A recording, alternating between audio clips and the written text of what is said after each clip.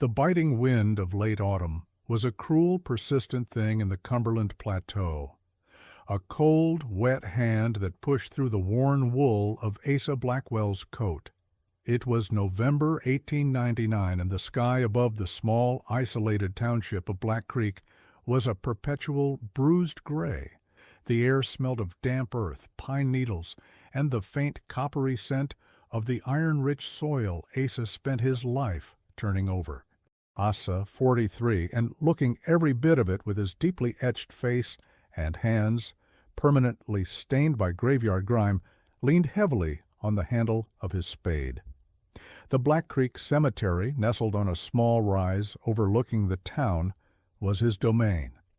It was a bleak, unforgiving plot of land, its headstones simple, mostly rough-hewn slate, standing like silent, crooked teeth in the fading light. He was digging the grave for a young Thomas Miller, who had succumbed to a sudden, virulent fever that had swept through the nearby hollows. It was the third grave he had dug this month, a worrying increase for this time of year. Each rhythmic thrust of the spade was a meditation on the heavy realities of life in the mountains, hard work, brief joys, and an ever-present abrupt death. "Don't much care for this weather, Asa," a voice rasped. Asa didn't flinch. He recognized the dry cough and the weary cadence of Jedediah Jed Stone, the town's only constable, who stood at the edge of the grave site, his silhouette dark against the overcast sky. Jed was a man burdened by too many unanswered questions and too few resources to find the answers. "Weather doesn't care for us, Jed," Asa replied, his voice gravelly from years of silence and cold air. He wiped his brow with the back of a leather glove. The hole was deep enough, the earth cold and yielding. Jed pulled his coat tighter. "It ain't the weather I'm here about. It's the way the Miller boy died. Fast, too fast. Doc Thorne is talking bad air and tainted water, but it's got the whole town whispering about something. Different." Asa dropped the spade and climbed out of the pit. The height difference was unsettling. The grave felt like a hungry maw already. Death comes in many guises out here. Fever, flood, or falling off a ridge. It's all the same to the earth. "Aitos, this ain't about the usual sorrow, Asa. There's a nervousness. Old Mrs. Gable says she saw lights up on the ridge the night before the boy took ill. Not fire. Something slow, moving through the trees." Jed lowered his voice, the sound almost lost in the rustling of the bare branches. "And this isn't what I wanted to talk about. The grave." Asa's tired eyes narrowed. "What about it?" "When I was up here yesterday checking the perimeter, near the old unmarked section, one of the graves looked disturbed, not dug up, just settled differently." Jed gestured vaguely toward the far corner, a forgotten plot for those without family or means. Like the coffin beneath shifted. "It's been bothering me." A flicker of unease crossed Asa's face, a sudden chill unrelated to the wind. He had walked every inch of this cemetery hundreds of times. He knew the soil, the settling, the way rain and time changed the contours. Disturbed. The word struck him with the weight of professional affront. His work was final, absolute. "Show me," Asa ordered, picking up his lantern. They walked over the uneven ground. The unmarked section was the bleakest part of the cemetery, a place of overgrown weeds and stones too weathered to read. Jed pointed to a mound beneath a struggling oak tree.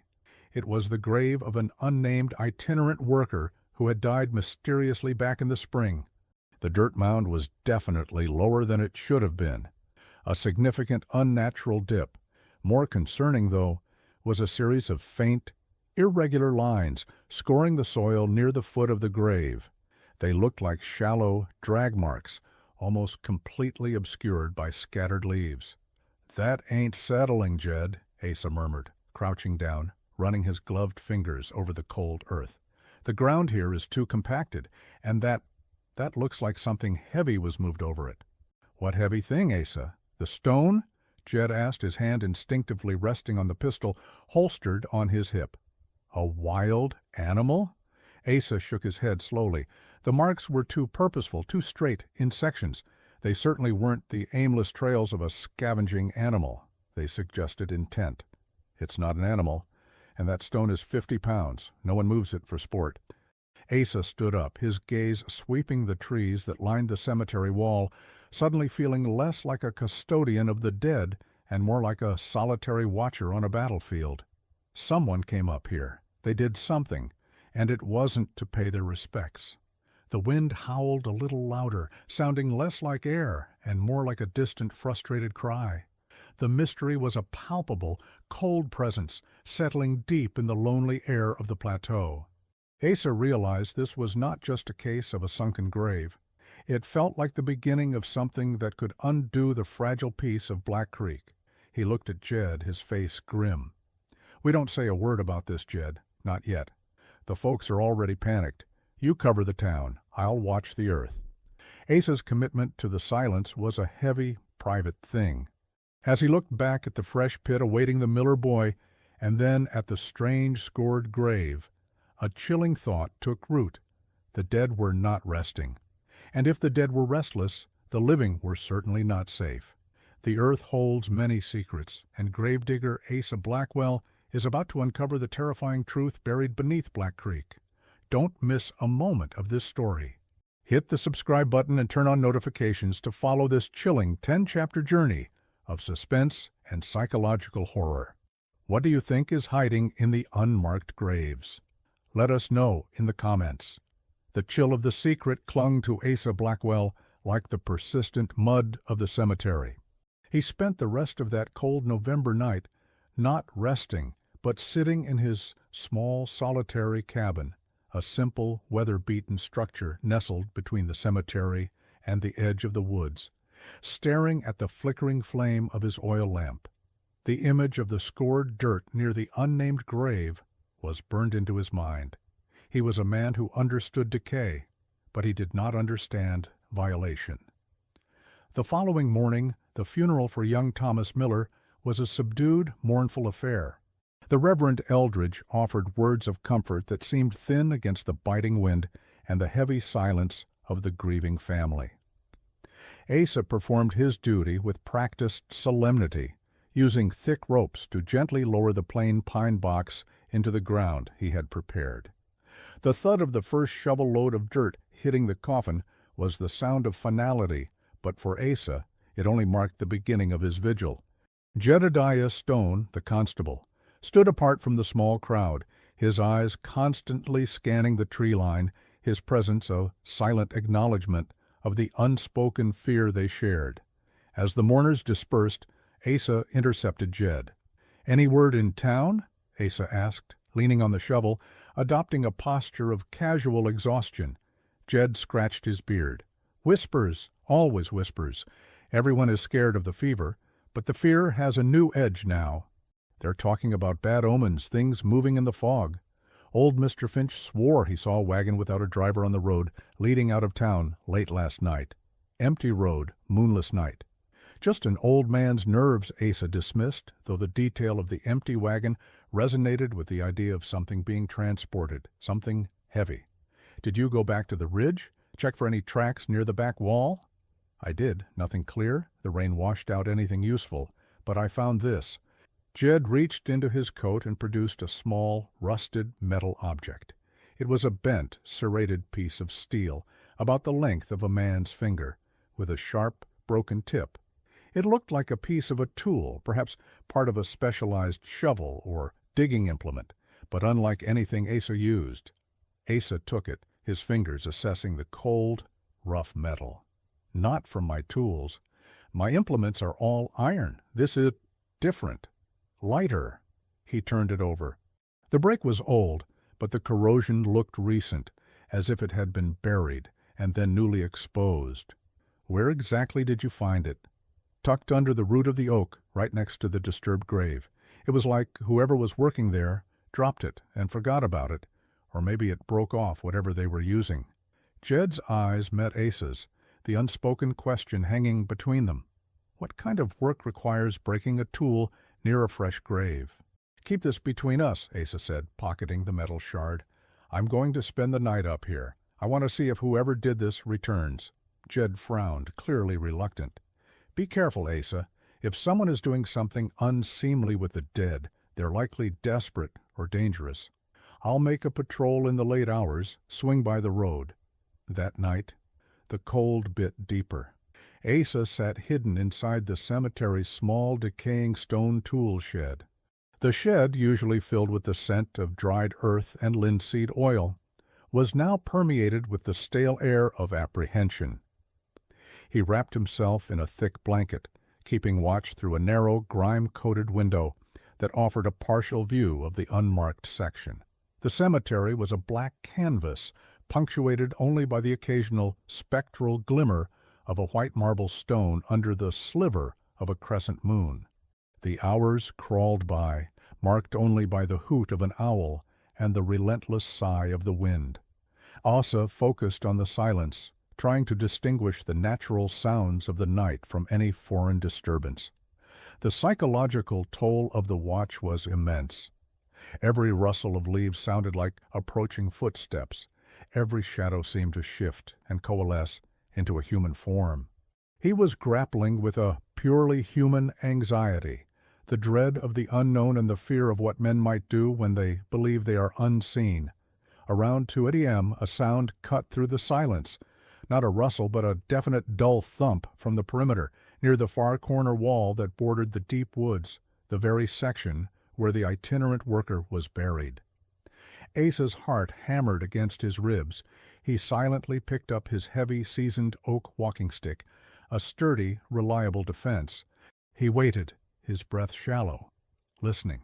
The wind picked up again, covering the sound, then died down. Then he heard it again, the unmistakable rhythmic scrape of metal against stone, followed by a faint, muffled clink, as if something heavy and irregular was being dragged or lowered over the wall. He pushed the door of the shed open slowly, agonizingly, trying to keep the hinges from squeaking. The cold air hit him, a shock of reality. He crept low, moving through the narrow rows of tombstones, using the upright markers for cover. The silence of the dead offered a strange, macabre protection. As he got closer to the unmarked section, he saw it. 2 figures, cloaked and hunched, moving with an unnatural speed and efficiency. They were standing right beside the grave of the unnamed worker. One of them was holding a lamp, shielded to only cast a weak downward pool of light. The other was working feverishly, not digging, but using what looked like a long, thin implement to lever at the edges of the grave. They weren't there to exhume the body. They were doing something far more calculated. Asa was close enough now to hear their hushed, urgent whispers, but the wind snatched the words away. He saw the figure with the lamp quickly scan the surrounding area, and Asa froze behind a tall, granite obelisk. In the brief moment the figure's attention was diverted, the second individual produced a wide black canvas bag, the kind used for heavy grain, and began to methodically fill it with the soil that had been disturbed from the grave. They were not removing the body. They were removing the dirt, shovelful by methodical shovelful. Why? Why would anyone risk exposure, risk the law, merely to take soil from a forgotten grave? It was irrational, unsettling, and spoke to a specific, disturbing motive, perhaps not for the soil itself, but for what was mixed within it, or what it represented. As the second figure knelt, the light glinted off the object being used to scoop the earth. Asa caught a glimpse, a narrow, elongated metal scoop, not a traditional spade, designed for meticulous, perhaps even surgical removal. The shape was distinct, and suddenly the bent metal shard in Asa's pocket felt terrifyingly significant. It was likely a piece of their tool. The realization was a punch to the gut. These individuals were professionals, systematic, and were engaged in something far more involved than simple grave robbery. This was a dark, calculated enterprise. The figure with the lamp straightened suddenly, his head turning directly toward the obelisk where Asa hid. Had they heard him? Had the shadows betrayed him? Asa held his breath, every muscle tense. He wasn't afraid of the dead, but the living, driven by such strange purpose, filled him with a cold dread. He was watching a violation, a silent, methodical act that challenged the very sanctity of the grave, and with it, the ordered world of Black Creek. He had to know their purpose. He had to stop them. But he was alone, and they were too, and possibly armed. The figure paused, their gaze lingering for an agonizing moment. Then, with a curt, urgent whisper to their partner, they both turned, quickly hoisting the now heavy bag of soil. They didn't retreat the way they came. Instead, they moved swiftly and silently toward the back wall, disappearing over it into the deep, dark wilderness of the plateau.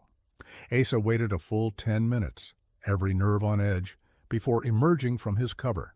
He walked over to the grave. The surface was smoothed over, meticulously tamped down, but the unnatural dip remained, and the chilling absence of the removed earth felt like a vacuum. He ran his hand over the cold dirt, and his fingers brushed against something tiny, slick, and cold that had been left behind. He lifted it to the dim light. It was a single black, perfectly round button, made of hardened clay, an antique style used on rough work clothes, and it was covered in a thin smear of wet crimson.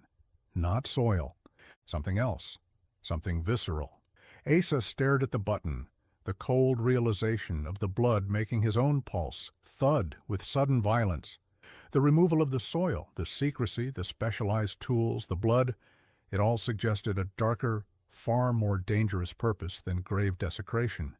He wasn't dealing with simple miscreants. He was facing a horror that had taken root in the Cumberland Plateau, a horror tied inextricably to the earth he guarded. He needed help, not just from Jed, but perhaps from someone who understood the history of this old, forgotten ground. The clay button, cold, smooth, and carrying the sickening stain, lay on Asa's worn wooden table the next morning. It was not just a lost item. It was a tangible link to the violation, a piece of evidence that spoke louder than any whisper in the wind. He met Jed Stone at the constable's office, a cramped, dusty room attached to the general store, before the town woke fully. Jed, exhausted from his late-night patrol, looked at the button with a mixture of confusion and growing alarm. A button? From a coat, maybe? Jed asked, turning it over with the tip of a pen. Look closer, Asa instructed. The clay, the style. It's old, but look at the stain. It's fresh. I found it right where they were working. Jed brought the button closer to the lamp, his face blanching slightly as he recognized the dark, sticky residue. That's not rust, Asa. That's blood. It's still tacky. He looked up, his eyes grave. If they were just taking dirt, why the blood? Did they cut themselves? Or did they bring something with them that was bleeding? The way they moved, the tools they used, the fact they took the soil and only the soil. It's too deliberate for a simple accident. They are concealing something, Jed, something that needed to be cleaned, or something they were mixing into that earth. Asa pocketed the button. I need to know who was in that specific plot. The worker who died in the spring. There's no headstone, but there has to be a ledger, a record. Someone signed the burial order. Jed nodded immediately. The town records are kept by Reverend Eldridge. He keeps a ledger for all interments marked by date, even for the unknowns. He's meticulous for a man of the cloth. They walked across the damp, muddy lane to the small, white-steepled church. The Reverend Eldridge, a kind man with nervous, thin hands, was startled by the early visit. After a brief explanation that focused only on a recent need to verify old burial placements, omitting the disturbing details of the blood and the stolen soil, Eldridge reluctantly produced the heavy leather-bound register dating back 3 decades.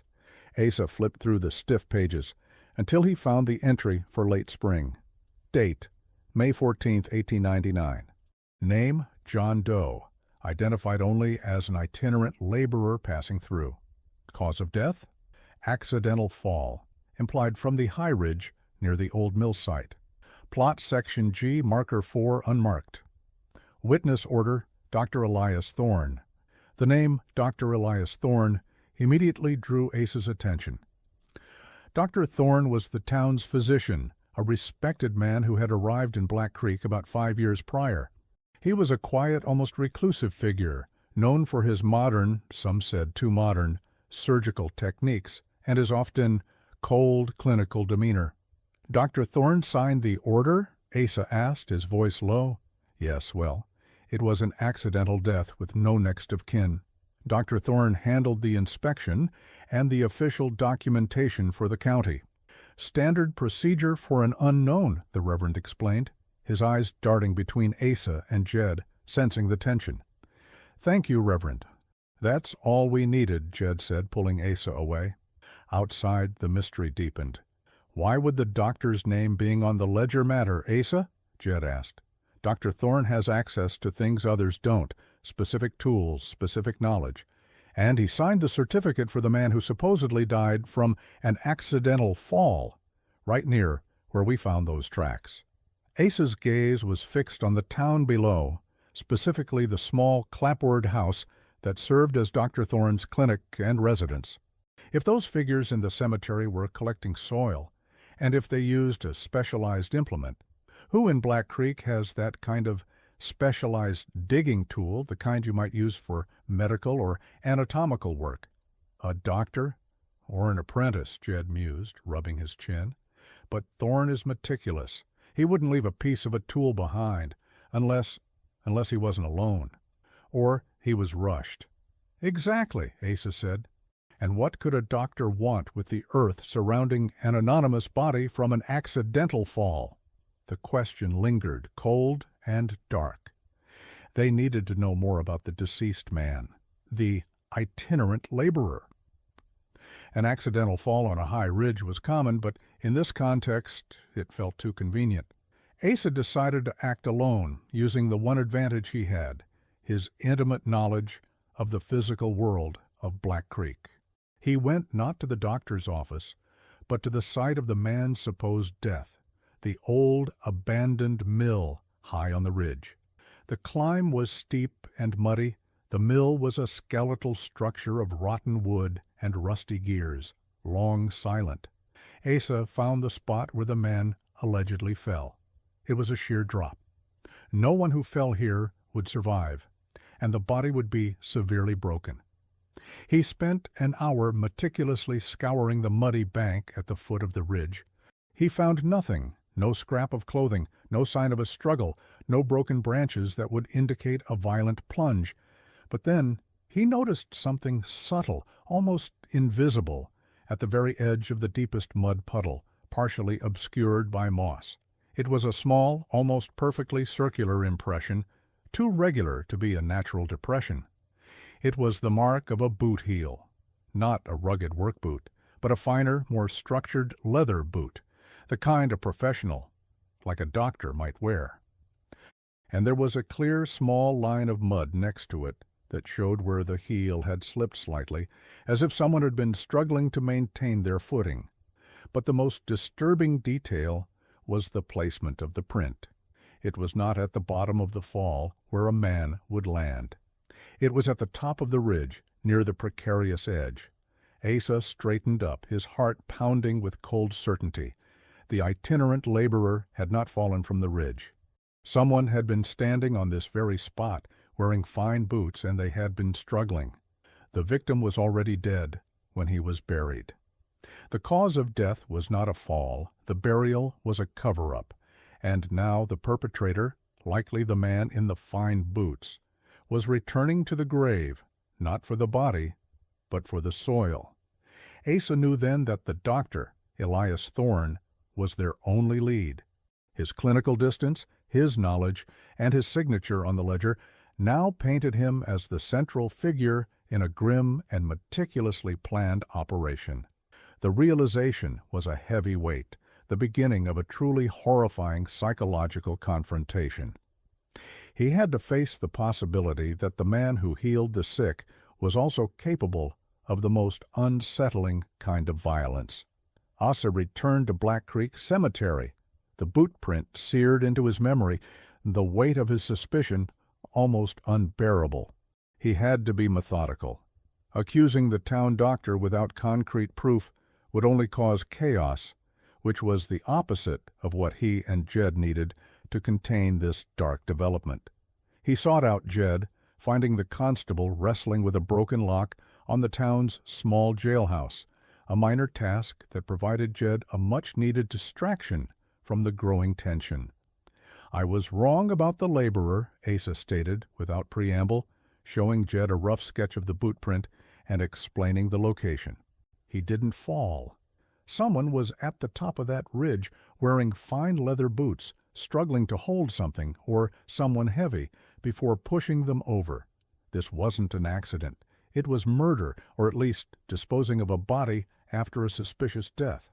Jed's jaw tightened. "Fine boots. Thorne, or maybe the mayor, but the mayor hasn't left his house with his gout. It points to the doctor Asa. But why would he kill a nameless traveler and then risk exhumation, or whatever that was, just for a handful of dirt? That's the core of the mystery, Jed. The why. It's not about the gold or a grudge. It's too strange. We need to find out what Thorne is actually doing with that soil. And to do that, we need to know what's in the soil." Asa proposed a risky plan. "I need a sample, tonight.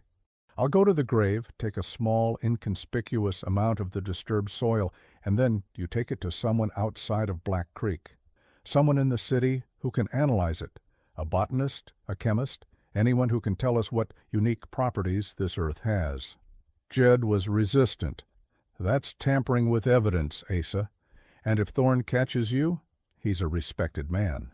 He's a respected murderer who is using his position to cover his tracks and now risks exposing the town to his actions. I'm not digging up a body. I'm gathering dirt from a previously violated site. The moment he returns or realizes we know, he'll vanish, and his secret goes with him." Reluctantly, Jed agreed. That night, under the cover of a thick fog that rolled in from the river valley, Asa returned to the cemetery. The fog was a blessing, muffling sound and hiding form. But it also made the experience disorienting and terrifyingly intimate. He moved silently to the grave of the unnamed laborer. The air around the spot felt colder, heavier. He used a long, thin auger, a tool normally used to test soil consistency, to take a vertical core sample from the precise spot where the ground had been disturbed. He worked quickly, transferring the black, muddy earth into a small sealed tin he had prepared. As he was finishing, a sound made the hair on the back of his neck stand up. Not a footstep, but a dull, metallic clatter from the far side of the cemetery, from the direction of the main road. Asa froze, pressed flat against the ground, the tin of soil clutched in his hand. A light appeared, a stronger beam than the hooded lamp from the night before, swinging with a professional, purposeful stride. It was Dr. Elias Thorne. The doctor was wearing a heavy, dark coat and a wide-brimmed hat that obscured his features. He carried a small but heavy-looking leather satchel, not the usual bag for house calls, but one that seemed better suited for specialized tools. Thorne didn't go to the disturbed grave. Instead, he moved methodically to a different, adjacent grave, one that belonged to a family who had recently moved away. He scanned the area with unnerving calmness, then set his satchel down and opened it. From the satchel, Thorne produced a set of tools, the specialized digging scoop Asa had glimpsed, a small glass jar, and a thin brass caliper. He began to work, not excavating the grave, but carefully removing a few inches of topsoil and then meticulously scraping a layer of the earth directly adjacent to the headstone. It was an observation, a measurement, a collection, not an exhumation. He was treating the grave as a specimen site. Asa watched, his body rigid with suppressed motion. He saw Thorne use the caliper to measure the distance between the headstone and his collection site, and then, using the scoop, he filled the small glass jar with the scraped earth. What was he measuring? Why was he taking soil from next to the body, and not the body itself? The most chilling revelation came when Thorne finished his work. He sealed the jar, placed it carefully back in his satchel, and then did something bizarre. He pulled a small silver-plated flask from his coat, unscrewed the top, and sprinkled a few drops of a clear liquid onto the bare patch of earth he had disturbed. The liquid hit the soil, and there was a faint, almost inaudible hiss, followed by a subtle, pungent scent, a mixture of sulfur and something acrid, chemical.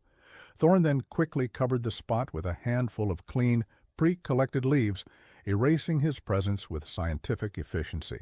He stood up, glanced once toward Asa's general direction, and then walked briskly away, his lamp beam swinging off into the fog until it vanished completely. Asa waited another long period before daring to move. He crawled to the spot the doctor had just left. The smell was still faint, but unmistakable. He touched the damp earth. It felt oddly cool. The doctor was experimenting. He wasn't just hiding a crime, he was using the graveyard, the graves themselves, as a laboratory. The murder of the itinerant laborer, the original theft of the soil, the meticulous collection from the adjacent grave, and the application of that strange chemical liquid, all of it pointed to a chilling, calculated design. He was testing the effect of the earth, or the decay within it, on some unknown substance. And the fact that he returned to take more soil from a different safe grave suggested the initial, violent theft of soil from the laborer's grave was somehow critical to his ongoing work. Asa finally made his way back to his cabin, the tin of soil feeling like a live bomb in his hand. The mystery had deepened into a scientific horror. Dr. Thorne wasn't dealing in black magic, but in the colder, more frightening realm of human experimentation and chemistry. He met Jed at the prearranged spot outside of town at dawn, handing over the tin. "You're going to the city, Jed. Find a chemist, a professor, anyone who can tell us what's in this dirt and what that chemical he was using is." Asa's eyes were bloodshot from the vigil, but his voice was steady. "This man is using the dead to hurt the living or to create something horrific. We have to know what." Jed took the tin, the weight of the moment heavy in his hand. "I'll be back as fast as the trains will carry me, Asa. Be careful. You're alone with him now." Asa watched the constable ride off, the tin of earth the only hope they had. He walked back toward the town, toward the small, silent clinic of Dr. Elias Thorne, knowing he was walking into a waiting game with a man capable of using the deepest human grief as cover for his terrifying research. With Jed gone, Asa found himself locked in a silent psychological war with Dr. Elias Thorne. He knew the doctor was observant, and any unusual action would draw his clinical, terrifying attention. Asa had to blend in, to become the invisible background fixture that the gravedigger always was. He spent the next 2 days meticulously cleaning and organizing his shed, performing his usual tasks with exaggerated diligence, all the while keeping a keen watch on the town. Dr. Thorne's routine was predictable. Clinic hours, a couple of house calls, and an unnerving return to his small laboratory, a brick-built annex behind his house. The anxiety of waiting for Jed's return gnawed at Asa. He needed a stronger lead, a physical piece of evidence that tied the doctor's research to the mysterious illnesses plaguing Black Creek, like the fever that took the Miller boy. The only place to find that was in Thorne's private domain. On the third night, a fierce thunderstorm broke over the plateau, bringing a deluge of rain and deafening thunder, the perfect cover. Asa, utilizing his knowledge of the town's drainage and pathways, made his way to Thorne's clinic. He approached the rear annex, the laboratory, where a single light burned low. The window was too high and latched. But Asa noticed a small external coal chute near the foundation, used to feed the furnace below. It was just wide enough for a slender man or for a piece of equipment to be lowered. He found a loose-fitting grate on a small ventilation pipe near the chute, pulled it free, and immediately detected a pungent odor, a harsh, medicinal smell mixed with something earthy and sickly sweet, a smell he recognized, the smell of advanced, hastened decomposition, masked by a strong chemical agent like chlorine or carbolic acid. The lab was actively in use. Asa carefully positioned himself by the wall, listening. The sounds were faint, filtered by the thick stone, the clinking of glass, the low, steady hiss of a burner, and a repetitive, subtle thump-thump-thump, like a pestle hitting a mortar, or something being methodically crushed. He had to get a better look, a direct observation. The only way was the coal chute. Using a short piece of rope, he lowered himself silently into the chute. The darkness was absolute, the descent brief but awkward. He landed on a pile of cold, dusty, unused coal in the small furnace room below the lab. He found the stairs leading up to the lab. They were steep and creaked ominously. He would have to risk it. He ascended slowly, placing his weight on the very edges of the old wooden steps. At the top, a thick, locked wooden door separated him from the doctor. The door had a small, square spy hole, usually used for viewing the furnace. Asa moved to the hole and looked through. The room was clinical and chillingly orderly. Glass beakers and flasks lined shelves. A long wooden workbench dominated the room, covered with instruments, scales, burners, and a formidable-looking microscope. In the center of the bench, bathed in the sickly yellow lamplight, was Dr. Thorne. Thorne was not wearing his usual coat, but a clean white apron over his clothes. He was bent over his work, his face a study in intense, focused concentration. On the bench, Asa saw the items. 1. A large copper vessel steaming gently over a burner. 2. A series of small clay pots filled with different types of soil. They were arranged in rows, meticulously labeled. This confirmed his theory. Thorne was testing the earth. 3. And the most terrifying sight, a series of small, shallow glass dishes, each containing a thin layer of earth from the clay pots. Thorne reached into the copper vessel with a pair of long metal tongs and withdrew a tiny, gray-brown lump. It looked like a dried, compacted piece of mud or a pellet. He placed this pellet onto one of the glass dishes, onto the layer of soil that Asa immediately recognized, the dark, rich earth from the disturbed grave of the itinerant laborer. He watched as Thorne then used a dropper to apply a single, clear drop of liquid, the same acrid-smelling chemical Asa had seen in the cemetery, onto the pellet. Nothing happened immediately. Thorne waited, his gaze unwavering. Then the reaction began. The pellet lying on the stolen grave soil began to soften almost instantly. It didn't melt, but disintegrated slowly, almost dissolving into the earth around it. As it dissolved, a faint, translucent vapor rose from the dish, a vapor that carried that sickeningly sweet, heavy odor of decay, only 10 times stronger, concentrated, and chemical. Thorne immediately placed a small, inverted glass dome over the dish, capturing the vapor.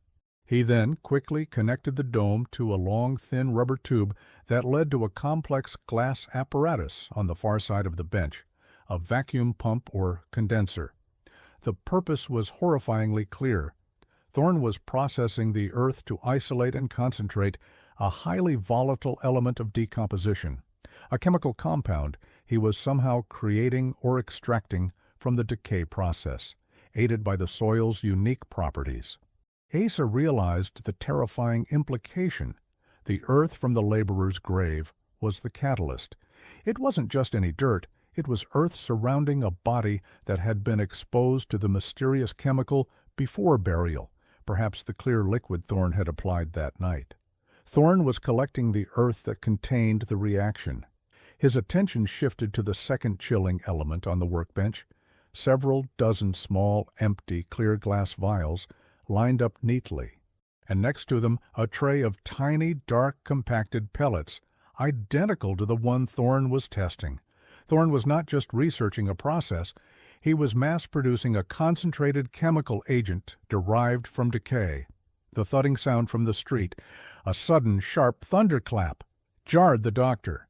He looked toward the door, his concentration momentarily broken. Asa seized the opportunity. He had seen enough to confirm his darkest fears.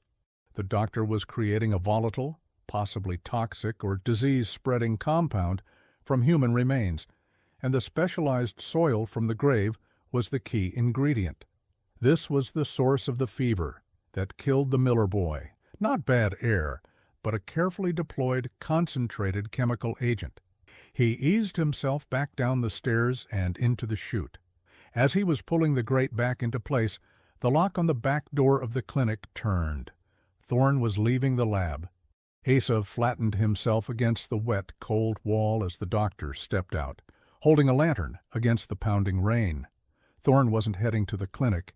He was heading into the storm, walking briskly toward the center of Black Creek, towards the houses that were still dark and vulnerable. In his other hand, Asa saw the small, heavy leather satchel. It was not empty. It was filled with the terrible, concentrated results of his night's work, the pellets or the vials of the decay agent. Asa's blood ran cold. Thorne wasn't just working in his lab tonight. He was deploying his creation. He had to stop him. He had to alert someone, but who in Black Creek would believe the isolated, grime-stained gravedigger over the trusted town physician? He burst out of the chute, soaked to the bone, the rain plastering his coat to his body. He started running, not toward Jed, who was a day away, but toward the center of town, trying to catch the phantom figure of the doctor before he released his chemical horror upon another innocent home. The psychological suspense had snapped into a race against a tangible, deadly threat. Asa ran through the deluge, the heavy blinding rain a curse and a blessing. It hid him, but also obscured the doctor's movements. He had to think like Thorne, methodical, cold, and efficient. If Thorne was deploying his agent, he wouldn't waste it on random houses. He would target those most vulnerable, most isolated, or those who posed a subtle threat to his secrecy. He knew the Millers had been one target. The fever had swept through the small, low-lying farmstead quickly, taking the youngest first. Asa ran towards the main road, peering through the sheets of rain.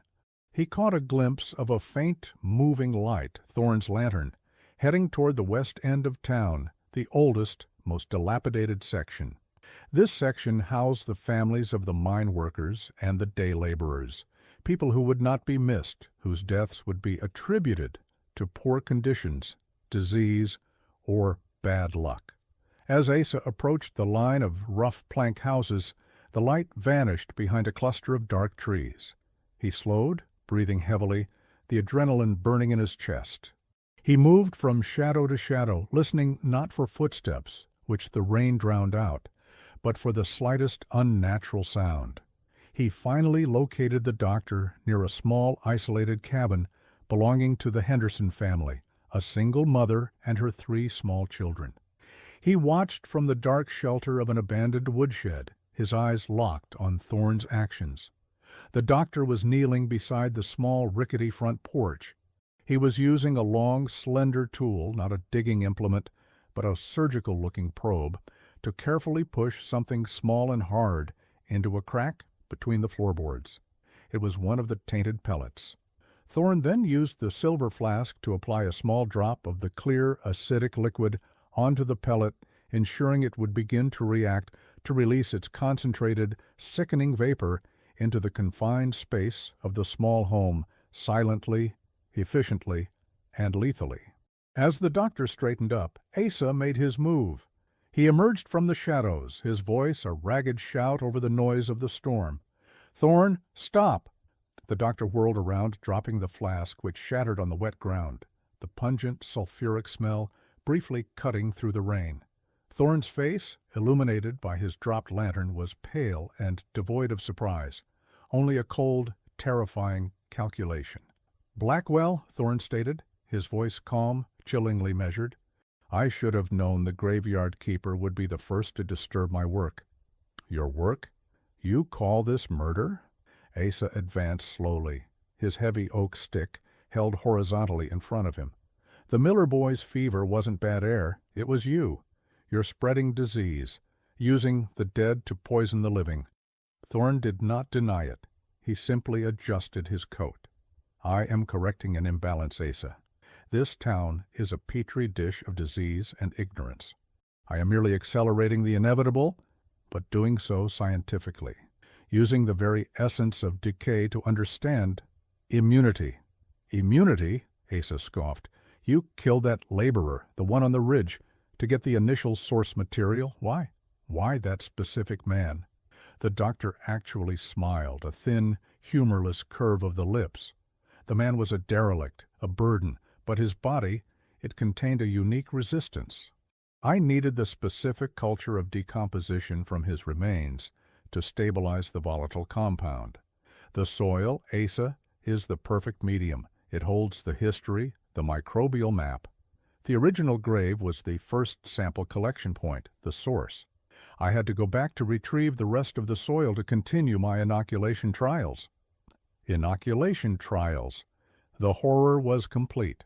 Thorne was trying to create a toxic, concentrated pathogen and was testing its effectiveness, its lethality, on the unsuspecting, vulnerable citizens of Black Creek, all in the misguided pursuit of a scientific breakthrough. "Your trial ends tonight," Asa growled, raising the stick. Thorne was surprisingly fast. He didn't run.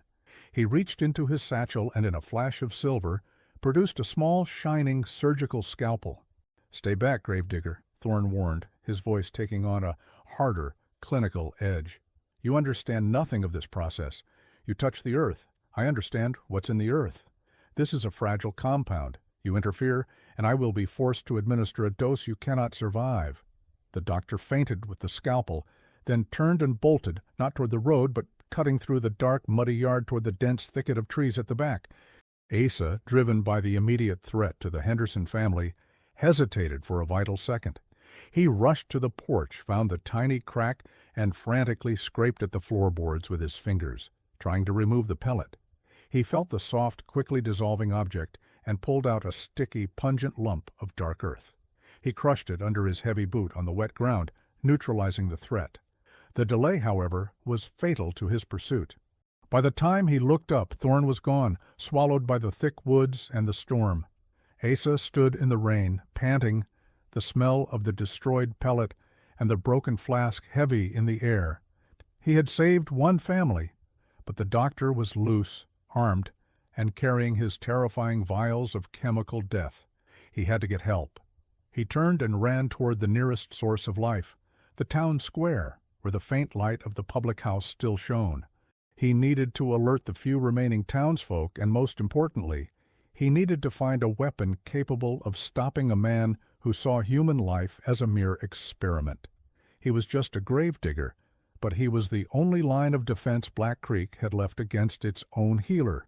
The chase was on, a desperate race through the dark heart of the plateau.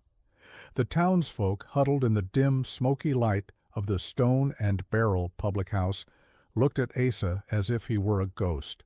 Soaked, muddy, and wild-eyed, he burst through the door, the cold air and the smell of wet earth clashing with the warmth and stale tobacco smoke. "Dr. Thorne, he's poisoning us!" Asa yelled, his voice hoarse from adrenaline and the cold. "The fever, the deaths, it's not bad air. He's using a chemical agent, spreading it in your homes." The room fell into stunned silence, broken only by the crackle of the hearth. Then, immediate, disbelieving murmurings rose. "Asa, you're drenched." "You sound mad," stammered Mr. Finch, the town baker. "It's true. I saw him. He was at the Henderson house moments ago, planting one of his death pellets. He's using the earth from the graves, from a body he murdered, to create a concentrated poison. He sees this town as a laboratory," Asa pleaded, knowing the absurdity of his own claim against the revered doctor. A large, burly miner named Walt stood up, his face skeptical. "The doctor? He saved my boy from the croup last year. You've been spending too much time with the dead, Asa.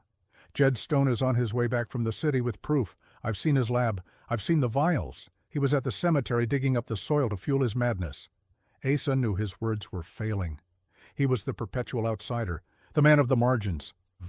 Just as the townsfolk were about to dismiss him as raving, a sound cut through the noise, the frantic, high-pitched scream of a woman, quickly muffled, coming from the direction of the town square, a short distance from the public house. The sound shocked the small crowd into action. They poured out the door, Asa leading the way, his oak stick gripped tight. They found the scene in the cold lamplight of the square. Dr. Elias Thorne stood near the empty fountain, holding Mrs.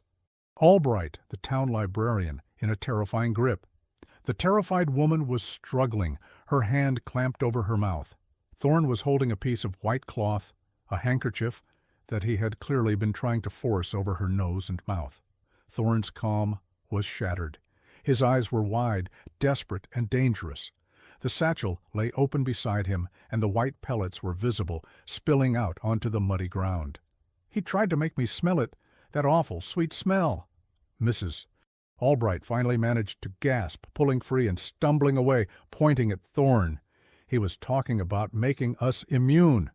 The sight of the respected doctor, hands stained with mud, desperately trying to subdue a townswoman, and the visible, suspicious pellets on the ground, was the proof the crowd needed. Disbelief curdled into cold, righteous rage. "Get him!" Walt the miner roared. Thorne, realizing he was exposed, did not flee. He reached down, grabbed a handful of the white pellets, and threw them violently at the growing crowd. "You will all understand," he shrieked, the veneer of the professional finally cracking. "The weak must be culled, the strong must be preserved. I am the cure." The pellets scattered, some breaking against the cobblestones, releasing a small but instantly recognizable cloud of that sickening, sweet, decaying vapor. Two men who were closest instantly recoiled, clutching their chests and coughing violently, their faces already turning a dangerous flush. Asa, recognizing the toxic threat, yelled, "Don't breathe it! Get back!" The doctor, now retreating toward the mouth of the alley leading back to his clinic, used the cloud of vapor as cover. He pulled out his scalpel again, his eyes darting wildly. Asa knew this was the only chance. He had to disable him, not kill him. He had to capture the evidence. He charged the doctor, using the heavy stick not to strike, but to trip. He swung the stick low and fast, catching Thorne's ankle. Thorne cried out, a sound of pure frustration and pain, and went down hard on the wet cobblestones. The scalpel flew from his grasp and skittered away. Asa was on him instantly, pinning him with his weight, his rough hands gripping the doctor's shoulders. The doctor fought back with a sudden, animalistic frenzy, his polished hand surprisingly strong. "You fool! You've ruined decades of work. The future! The cure!" Thorne screamed, thrashing beneath the gravedigger. The crowd descended. Walt and another man dragged the doctor off the stunned Asa. They bound him roughly with a piece of heavy rope from a nearby hitching post. The danger was contained, but the horror was not. Asa stumbled to his feet, panting, and immediately looked at the ground. Scattered among the muddy cobblestones were the white pellets, the physical manifestation of Thorne's clinical evil. He collected as many as he could, wrapping them carefully in his own handkerchief. "Walt, you and the men take him to the jailhouse. Do not let him speak to anyone. Do not let him touch anything. He is infected with his own madness," Asa commanded, his voice surprisingly firm. As the crowd led the struggling, ranting doctor away, Asa looked down at his own mud-stained hands, the custodian of death forced into the role of preserving life. He had stopped the doctor's rampage, but the core of the mystery remained. What exactly was that compound, and how much of it had Thorne already deployed into Black Creek? He needed Jed and the chemist report now more than ever. He had the murderer, but he didn't yet have the cure or the knowledge needed to save the community. The madness of Dr. Thorne has been exposed, but the danger is far from over. What terrible effects will the toxic compound have on the people of Black Creek? And what secret does the chemist's report hold? Don't miss a single terrifying reveal. If you're gripped by this tale of real-world horror, please hit the subscribe button and let us know your theories in the comments below. The small jailhouse was cold and grim. Dr. Elias Thorne sat in the single cell, no longer struggling, but staring at the wall with a chilling, detached calm. His mind seemed already far away, lost in the world of his failed experiment. Asa, utterly exhausted, stood guard while the townsfolk dealt with the immediate fallout, caring for the two men exposed to the pellets and cleaning the square of the toxic powder. The mood in Black Creek was a raw mix of relief and profound, sickening betrayal. The following afternoon, the sound of an approaching horse and carriage brought a surge of hope. Jedediah Stone had returned. He looked haggard, his face covered in soot from the train journey, but he carried a thick, official-looking document, and a sealed glass jar. Jed rushed to Asa, bypassing the quiet townsfolk. "I have it, Asa, the report. I saw a chemist in the city, an old professor. He analyzed your soil sample and the button." They retreated to the sanctity of Asa's cabin, spreading the documents on the wooden table under the lamplight. "The button," Jed began, pointing to a small paragraph in the report, "it was coated in human blood, as we suspected, but the blood had been treated with a high concentration of an alkaloid solvent, something that quickly dissolves protein. The person who bled was likely dissolving rapidly after the injury, a consequence of the solvent. This confirms a struggle and a cover-up, likely the same day the itinerant laborer died." Asa nodded, the confirmation cold, but expected. "What about the earth, the soil from the disturbed grave?" Jed pointed to the main section of the report. "This is where it gets terrifying, Asa. The soil itself was unusual. It had a higher than normal concentration of iron and a specific clay, standard for the plateau. But it also contained a high level of volatile organic compounds, VOCs, not just from decomposition, but from something unique." He pushed the report closer. The chemist identified trace elements of a highly specific putrescin-based culture, the chemical product of decaying organic matter, but this culture was artificially enhanced. It had been mixed with a strong inorganic acid, like sulfuric acid, and then exposed to the high iron clay. "What does that mean?" Asa urged, pointing to the chemical names he couldn't decipher. "It means, Doctor, Thorne wasn't just collecting putrefied earth. He was accelerating the decay process inside the ground. He was using the earth as a natural reactor to hyperconcentrate the most toxic, volatile element of decomposition. The itinerant laborer's body was the organic medium, and the soil was the chemical filter." Jed held up the sealed glass jar. "This is the clear liquid you saw him use. The chemist identified it as a mix of dilute sulfuric acid and a concentrated crystalline compound. When this liquid touches the concentrated, treated soil, it causes an immediate, localized, and highly volatile release of the putrescine VOCs, the very thing that creates the severe fevers and respiratory collapse." Asa felt a profound physical chill. Thorne hadn't been an alchemist, but a clinical terrorist. He created a biological weapon using the grave as his crucible. He murdered the laborer to begin the culture, and then returned to the grave to harvest the chemically enhanced earth, the catalyst for his pellets.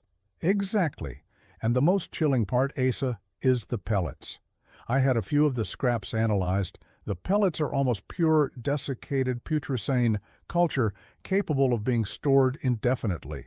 They are designed to spread disease without leaving a trace of traditional contagion.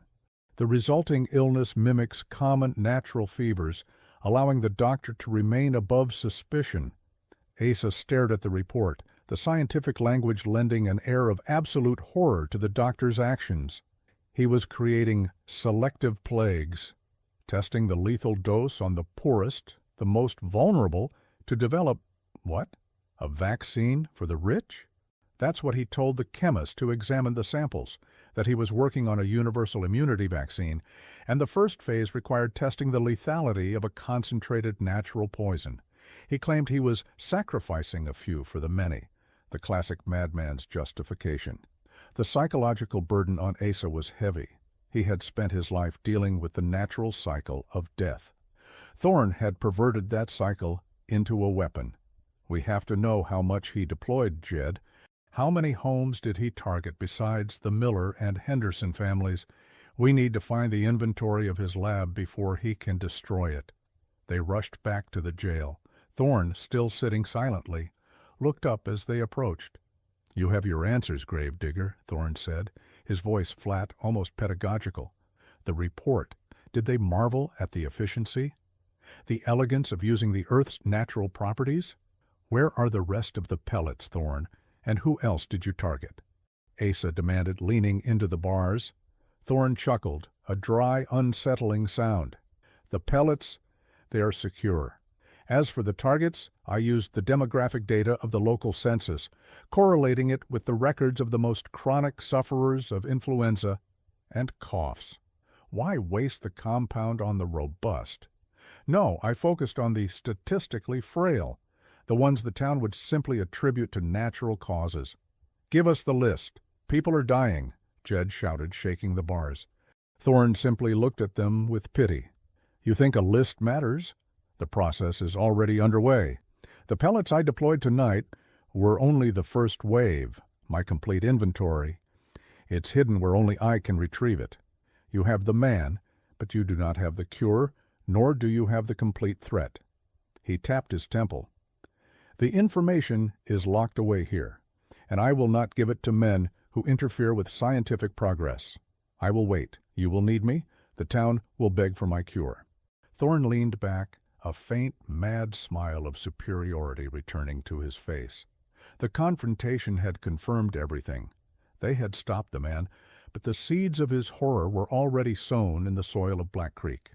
Asa knew they had to find the remaining inventory and, more importantly, the notes, the full record of his experiments, which might hold the only clue to mitigating the widespread subtle plague Thorne had unleashed. The laboratory was the next terrifying destination. Thorne's unwavering arrogance was a direct challenge. Asa and Jed knew they couldn't waste time on interrogation. The doctor was playing a terrifying game of psychological warfare, using the town's growing fear as leverage. They had to act. They immediately returned to the doctor's laboratory annex. The door, previously locked, now stood open. Thorne's accomplices, or someone else, had clearly returned to tidy up, or perhaps retrieve something. The main lab room was now meticulously clean, scrubbed of any traces of the corrosive liquids and the foul-smelling residue. The glass beakers, the burners, and the microscope were all gone, packed away with clinical efficiency. He had someone working with him, Jed observed grimly, pointing to a set of small, fine boot prints in the dust, different from Thorne's, leading out the back. The apprentice, maybe. They cleaned out the operation the moment they heard he was captured. They took the tools, but they won't risk taking the final product or the research notes if Thorne already secured them. "It's too dangerous to transport," Asa said, his eyes scanning the room, searching for an aberration in the order. He examined the furnace room below. Again, the coal chute was empty. The furnace was cold. Then Asa noticed a slight gap in the stonework near the rear chimney flue. The mortar was newer, less weathered than the surrounding stone. Asa pulled a thin piece of his metal shovel into the gap. It resisted, then gave way with a gritty scrape. He pulled back a single, flat stone. Behind it was a small, dry, hidden alcove. Inside, resting on a bed of fine sawdust, were 3 items. 1. A medium-sized, sturdy wooden box, clearly heavy. 2. A small leather-bound journal, its pages filled with neat, spidery handwriting and precise diagrams. 3. A small brass key. The inventory, the notes, and the key to his full lab, Asa whispered, pulling the items out. They immediately opened the journal. It was Thorne's meticulous record of his immunity project.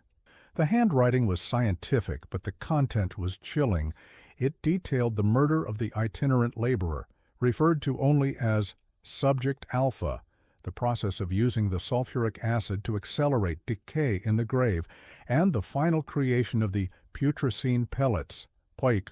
Jed flipped to the final entry, dated only 2 days ago. It was a precise map of Black Creek with small penciled X marks over numerous homes. "Look at this, Asa." He targeted nearly a quarter of the town. These marks correlate with the homes of the elderly, families with infants, and anyone with a chronic respiratory condition. He wanted a subtle, widespread wave of natural deaths. Jed's face was pale. The pellet at the Henderson house wasn't the last one. It was part of the plan. The final terrifying piece was the wooden box. It was heavy, and when Asa picked it up, he heard the dull, packed sound of something loose and dense inside. He inserted the brass key and turned it. The lid creaked open, revealing the doctor's entire remaining inventory. Hundreds of the small, white, compacted pellets nested carefully inside separate compartments, protected by layers of cotton batting. It was a small arsenal of chemical death, enough to wipe out half the town if deployed indiscriminately. "This is it, Jed. The final threat," Asa said, his voice flat. "We have to neutralize every one of these immediately, and we need to find out what to do about the ones he already deployed." They returned to the notes. Asa, though unlettered, had a strong logical mind, and he focused on the scientific observations. The report said the catalyst was the acid liquid, but the earth was the filter. The pellets are only activated by moisture and the clear solvent, Asa mused, tracing a diagram. If he used the clear liquid to activate the pellets at the target homes, the damage is already done. We can't get the vapor out of the air. Maya. Jed was examining the notes. Wait, he records a process here. Neutralization. He knew the potency was too high. He wrote, "The concentrated VOCs are neutralized by a heavy dose of aqueous lime and high heat. The resulting mixture renders the compound inert and safe for disposal. Aqueous lime, quicklime. It was used in many rural areas, including Black Creek, for sanitization and burial. A common, powerful alkali. The town's lime shed. It's near the river, used for tanning and the outhouses. We have quicklime, Jed, and we have the furnace." The plan was formed instantly. They had to neutralize the hundreds of remaining pellets, and then they had to move through the town, neutralizing the already deployed chemical agents. They took the inventory box and the journal and placed the doctor's possessions in the jail cell with him. Thorne looked at them, his eyes gleaming with a manic excitement. "So you found my work. Admire its efficiency. Now you understand your dependency. You have the problem, but only I know the full equation. We have your neutralization notes, Thorne," Asa stated simply, showing him the page. "Lime and heat. Your creation is just chemistry, and we have the counter-agent." The doctor's composure finally cracked. "No, you fools! You don't understand the proportions. You'll create an even worse compound. You'll burn the town. It requires precision. Only I know the exact stoichiometry." He lunged at the bars, his face twisted in panic, the fear of his life's work being ruined outweighing his professional pride. "We'll take the risk, Doctor," Jed said, locking the cell and taking the key. "You'll sit here and wait for the results of your final experiment." Asa and Jed left the jail, the heavy box of pellets between them. The final desperate act was about to begin. The fate of Black Creek rested on their ability to accurately follow the madman's own neutralization process. They were two men of the earth and the law, now forced to play chemist against a murderer's chemical plague, a high-stakes, realistic race against unseen death. The first streaks of dawn were coloring the eastern sky as Asa and Jed began the arduous, terrifying task of neutralization. They moved the wooden box of pellets to the largest furnace in Black Creek, the one at the old, abandoned tannery near the river, chosen for its powerful heat and isolation. The furnace was immense, designed to boil massive vats. Asa, with his knowledge of fire and materials, took the lead. The notes say, "Aqueous lime and high heat. We need to create a bath that will dissolve the pellets before the heat can cause the volatile release," Asa explained, consulting Thorne's journal. They found the quicklime shed. Using buckets, they mixed the caustic powder with river water, creating a thick, milky, highly alkaline slurry, the aqueous lime. The smell was sharp and powerful, but a clean, mineral scent, a stark contrast to the sickly, sweet odor of the doctor's poison. They poured the slurry into a cast-iron kettle and placed it into the furnace. Once the lime bath was scalding hot, the most dangerous part began. Jed held the leather-bound notes, reading the procedure under the weak light of the tannery lamp. Asa, wearing thick leather gloves, used a long-handled, slotted spoon to slowly, one by one, drop the hundreds of pellets into the bubbling, caustic lime solution. Each pellet hissed, a tiny, angry sound, as it dissolved instantly. A small wisp of vapor rose, but the lime neutralized it immediately, transforming the chemical compound into a harmless mineral precipitate that simply dissolved. Hours passed. The sun rose fully, warming the chilling air, but the tension never broke. Finally, the last pellet was neutralized. The wooden box was empty. The kettle contained a sludge of white, inert lime. They had contained the future threat. Now, for the present. Following the map in Thorne's journal, Asa and Jed began a house-to-house trek, focusing on the X-marked homes. At each location, they sought out the area where the pellet was deployed, under the floorboards, in the air vents, in the cracks of the foundations. "The key is the soil, Asa," Jed stated. "The doctor said the earth was the filter. We have to remove the contaminated soil." At each of the targeted homes, 17 in total, primarily the shacks of the miners and the poor, Asa carefully removed the top layer of earth from the exact spot where the pellet was placed.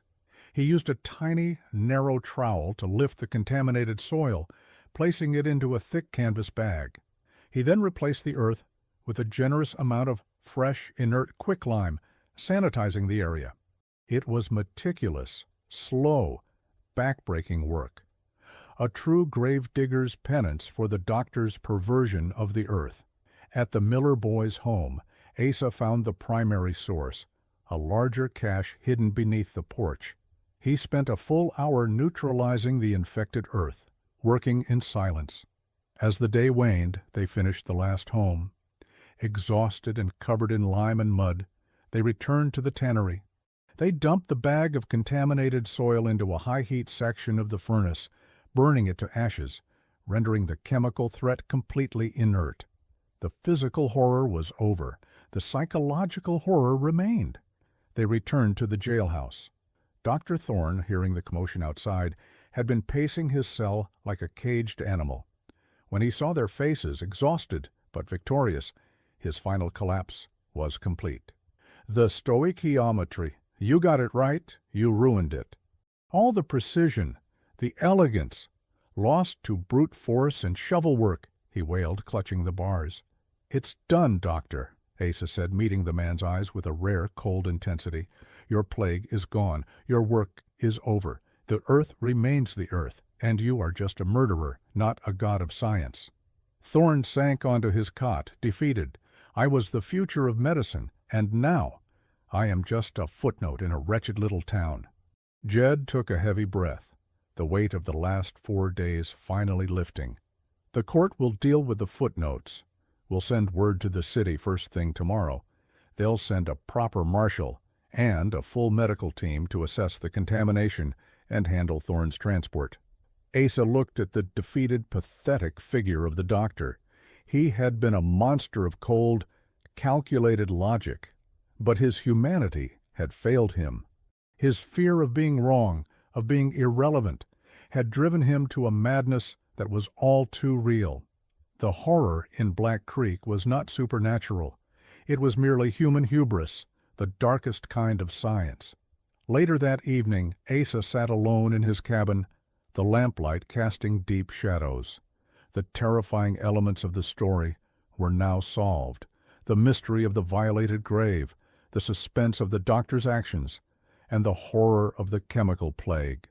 Black Creek would recover its secrets buried again, this time by quicklime and fire. He picked up his spade, the tool that symbolized his life. It was heavy, worn, and honest. He was still the gravedigger, the man who dealt in the finality of the earth. But now he was also the man who had fought to protect the living from the dead, who had faced a purely human monster and won. He stepped outside. The rain had stopped. The air, washed clean by the storm and now scented with a hint of wood smoke and clean river water, was fresh and cold. The quiet of the cemetery was once again a peaceful, solemn silence.